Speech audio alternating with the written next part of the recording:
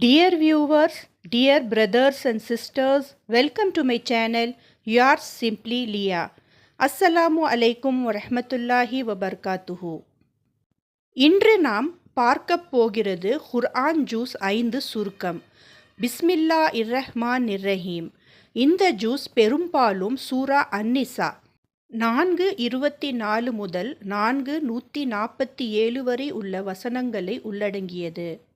மேலும் ஜூஸு 5 வல் மூசினாத்து குடும்பம், திருமணம், சமூக நீதி, நம்பிக்கை மற்றும் பொறுப்புணர்வு குறித்து ஆழமான வழிகாட்டுதல்களை வழங்குகிறது. ஜூஸ் 5 ஆரம்பத்தில் அல்லாஹ் திருமண சட்டங்களை விரிவாக விளக்குகிறார். திருமணம் செய்யக்கூடாத பெண்கள் யார் என்பதை தெளிவுபடுத்துகிறார்.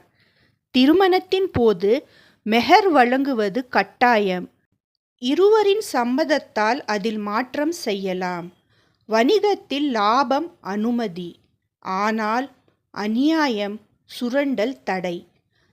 தற்கொலை மற்றும் ஒருவருக்கு ஒருவர் கொல்வது கடுமையான தடை. இவை அனைத்தும் மனித வாழ்க்கையின் மதிப்பை வலியுறுத்துகிறது. அல்லாஹ் கூறுகிறார், ஆண்கள் பெண்களுக்கு பாதுகாவலரும் பொறுப்பாளரும் ஆவார்.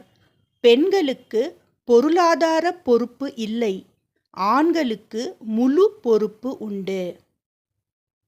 ஒழுக்கக்கேடு ஏற்பட்டால் முதல் அறிவுரை, இரண்டாவது படுக்கையை பிரித்தல், மூன்றாவது கடைசியாக காயமில்லாத லேசான தண்டனை. இங்கு முக்கிய விளக்கமாக முஹம்மது நபி ஸல்லல்லாஹு அலைஹி வஸல்லம் ஒருபோதும் எந்த பெண்மணியையும் அடித்ததில்லை. அவரது வாழ்க்கை காட்டுவது மென்மை, கருணை, பொறுமை. முதல் 2 படிகள் சரியாக இருந்தால் 3ஆம் படி தேவையில்லை. அல்லாஹ் கட்டளை இடுகிறார், அல்லாஹ்வை மட்டும் வணங்குங்கள். பெற்றோர், உறவினர், அயல்வாசி, ஏழைகள், அனாதைகள், பயணிகள் அனைவருக்கும் நன்மை செய்யுங்கள். அதே சமயம் அகந்தை, பெருமை, காட்டிக்கொடுப்பு அல்லாஹ்வுக்கு பிடிக்காது.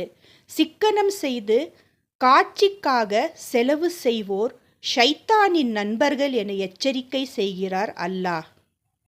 தொழுகை பற்றிய முக்கிய சட்டங்கள். தொழுகையும் தூய்மையும். தூய்மை இல்லாமல் தொழ முடியாது. போதையில் தொழ முடியாது. தண்ணீர் இல்லாவிட்டால் தயமமும் செய்யலாம்.